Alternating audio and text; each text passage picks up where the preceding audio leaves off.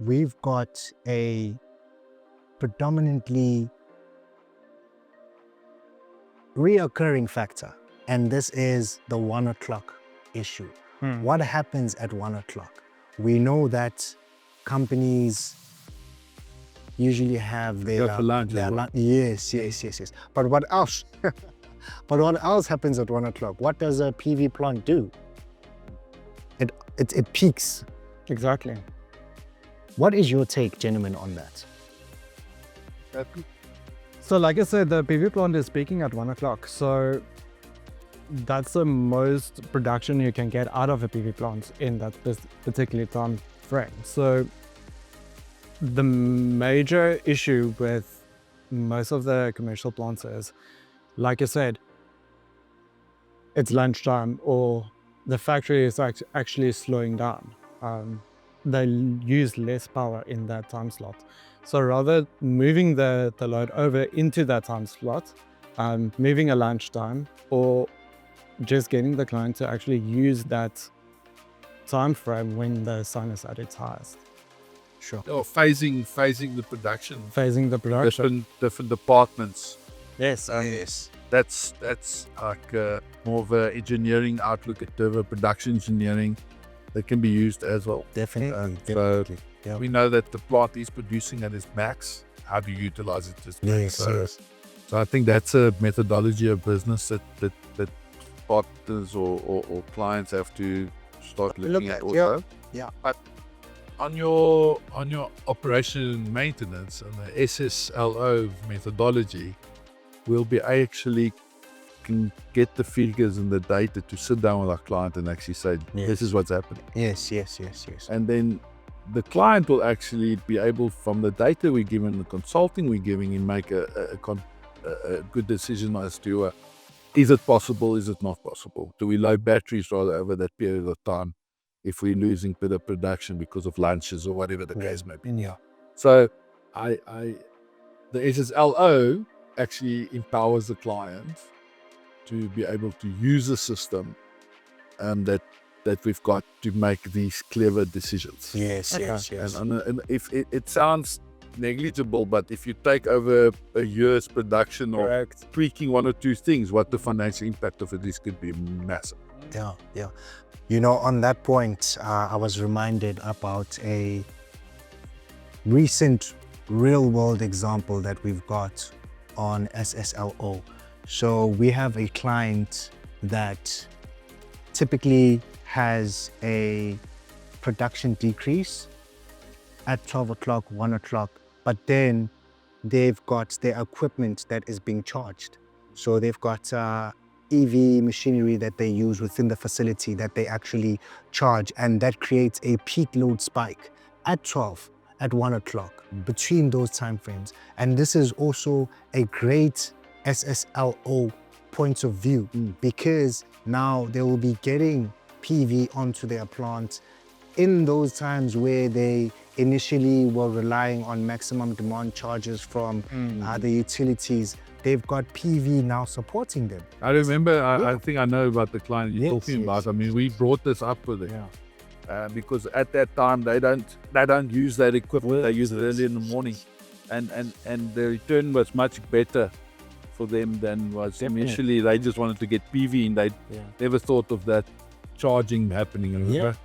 And I think it's a very valid point that, once again, reiterating, SSLO consulting ongoing with the operation and maintenance can give a client that data that they can make that decision. Yes. So it's small changes that the client can just make to optimize the plants. Just optimizing things properly. I mean, having a company like ourselves on the operation and maintenance and that ongoing consulting, it's almost like you having a monthly assessment done by an energy saving consultant. So whatever we charge, we will be paid back in times 10 maybe for the savings that we make. Yes. Interesting. No, look, I think it's quite great. And the viewers, take your time to take this in. Contact us if you need more info, if you want more detail. And speaking on real world examples, that is our segment 3, getting into more depth on practical examples. We have shared quite a bit on these in terms of giving the illustration earlier on a real world example from the 12 and 1 o'clock issue, what we have then advised the client to do. And now we can also go further and chat about the O&M aspect of this. When we have SSLO in operation, what does that then look like for O&M? You mentioned earlier that we've got clients that report, and George as well, you've mentioned that clients that have this data but don't know how to use it. What are then the practical implications of having SSLO in a PV plant?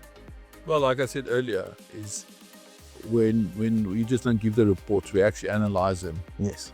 And do a health check, so not just on the financial modeling, but on where the plant is and where it should be. Yes, yes. And we can ongoingly advise the client on energy saving and what is happening with his plant. Yeah. If his plant's producing to where it should be, we've created the par. If it's above or below par, we could get back to people and advise them as to how to change it.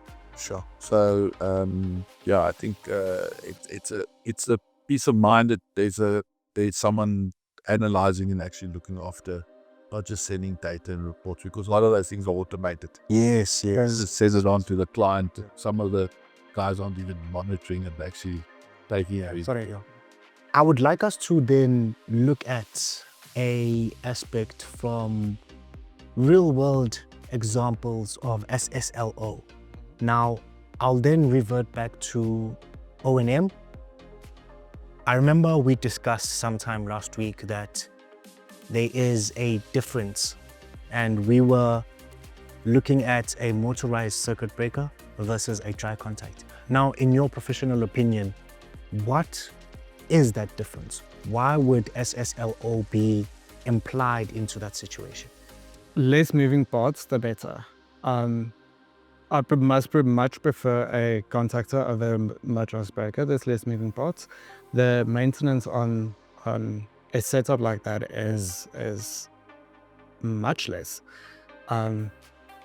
You do preventative maintenance before actually doing the maintenance. Sure. So ultimately, you say that by that methodology, you'd save money, because this is actually for a client, the request that we had last week from an engineer's perspective. Yeah. And we've given them the feedback that you gave now to them, and that's in consideration. So effectively later on, by making these decisions on the SSLO basis methodology, we kind of will save the client maintenance costs. Correct. In the long Going. Correct. Yeah. Before the plant is actually even built. And again, we ask that our industry counterparts, our industry stakeholders, other EPCs, engineers, professionals of the like, of the sorts, jump into this conversation. Let us know what you think. Send us a DM, comment when you see this on LinkedIn, because at the end of the day, this is a roundtable discussion. Just because we are here discussing this and sharing our input doesn't mean that we don't want your input and your feedback. We want to hear what other professionals are facing in this industry, because I definitely know that it's not only us who have these challenges and are trying to communicate this to not only our end users, but our professional stakeholders and our industry peers as well. Because at the end of the day, when you look at a company like Solarcare, like Solarboard, we don't operate independently, but we've got other stakeholders, other professionals that we band together and we make decisions for the benefit of the client. So please feel free to jump in and let us know what you think.